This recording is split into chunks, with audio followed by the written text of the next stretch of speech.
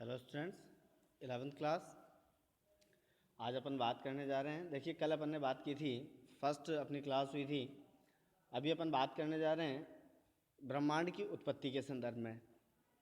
कल तक जो अपन ने बात की थी पिछले वीडियो में, वो बात की थी अपन ने पृथ्वी की उत्पत्ति के संदर्भ में, और अभी अपन बात करने जा रहे हैं ब्रह्मांड की उत्पत्ति। तो देखिए, ब्रह्मांड की उत्पत्ति के संदर्भ में सबसे बड़ा या सबसे सर्वप्रचलित जो मत है वो मत है बिग बैंग सिद्धांत। बिग बैंग का अर्थ बिग मीन्स होता है बड़ा या महा, बैंग मीन्स होता है विस्फोट, अर्थात महाविस्फोट का सिद्धांत। ये विस्तारित ब्रह्मांड की परिकल्पना भी इसको कहा जाता है। और इसके अनुसार क्या है कि ये जो है एडविन हब्बल के द्वारा इसके संबंध में प्रमाण प्रस्तुत किए गए ब्रह्मांड के विस्तार के संबंध में। ठीक है, एडविन हब्बल ने प्रमाण दिया कि ब्रह्मांड जो है इसका विस्तार निरंतर हो रहा है।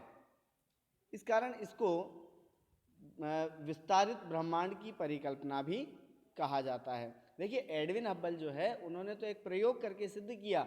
उन्होंने एक बलून लिया, बलून जो है उसके ऊपर कुछ पेन से मार्क किए, मार्क करके जब बलून को फुलाया तो उसमें जो पेन से जो मार्क किए थे उनके बीच की दूरियां धीरे धीरे बढ़ती चली गई। तो जाहिर सी बात है कि भाई ब्रह्मांड भी इसी प्रकार विस्तारित हो रहा है। जबकि बिग बैंग सिद्धांत के अनुसार ब्रह्मांड का विस्तार जो बताया गया है, अब उसकी अवस्थाएं देखिए आप। सबसे पहले जो है यूं बताया गया है कि ब्रह्मांड जिनसे बना है, जितने भी तत्वों से, जितने भी पदार्थों से मिलकर के बना है, वो सभी एक छोटे गोलक के रूप में विद्यमान थे, अर्थात एक छोटी जो बॉल है उसके अंतर्गत उसमें थे, उसके रूप में थे, एकाकी परमाणु के रूप में।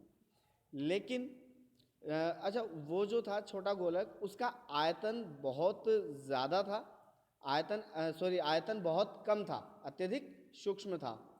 आयतन तो काफ़ी कम था, लेकिन उसका तापमान और घनत्व जो है वो बहुत अधिक था।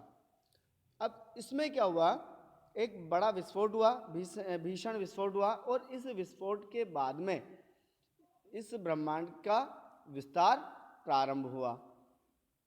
ये जो घटना है बिग बैंग की, महाविस्फोट जो हुआ उस परमाणु में, वो हुआ लगभग 13.7 अरब वर्षों पहले। और जैसा कि अभी अपन ने बात की थी कि एडविन हब्बल ने कहा कि ब्रह्मांड का विस्तार हो रहा है, तो वो विस्तार आज भी जारी है इनके अनुसार। अब देखिए, पहला जो परमाणु बना वो जैसे विस्फोट हुआ, विस्फोट के बाद में 1 सेकंड का अल्पांश अर्थात माइक्रो सेकंड, उस माइक्रो सेकंड के अंदर ही जो है 1 सेकंड के अल्पांश के अंदर ही वृहत विस्तार हुआ, अर्थात बहुत बड़े क्षेत्रफल में ये चीजें फैलने लगी। और लगभग ये जो बिग बैंग हुआ, इसके लगभग 3 लाख वर्षों के दौरान, मतलब 3 लाख वर्ष लगे।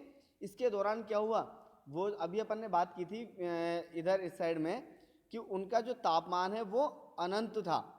देख रहे हैं आप लोग, नीचे लिखा हुआ है फर्स्ट वाले टॉपिक में कि आयतन तो बहुत कम था, लेकिन तापमान और घनत्व अनंत था। तो वो जो तापमान अनंत था वो लगभग 3 लाख वर्षों के दौरान 4500 डिग्री केल्विन तक गिर गया।